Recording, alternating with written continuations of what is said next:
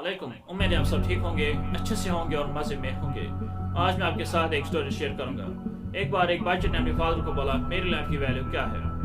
तो फादर ने उसके हाथ में एक चमकता हुआ पत्थर रखा और बोला जाकर इसकी वैल्यू मार्केट में पता करो, लेकिन इस पत्थर को नहीं बेचना।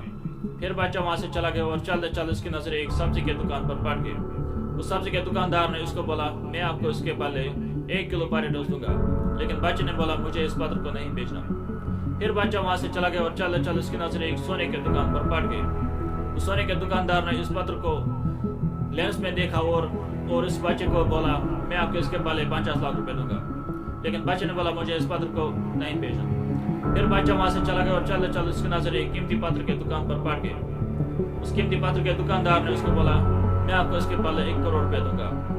फिर वो बच्चा वहाँ से चला गया और अपने फादर से बोला अब मेरी लाइफ की वैल्यू क्या है। तो फादर ने बोला आप एक कीमती हो सकते हो, लेकिन लोगों को जिस तरह आपके बारे में इंफॉर्मेशन हासिल हो वो उस तरह आपको वैल्यू देंगे। अभी आप पर डिपेंड आप अपने आप को कहाँ पर रखते हो।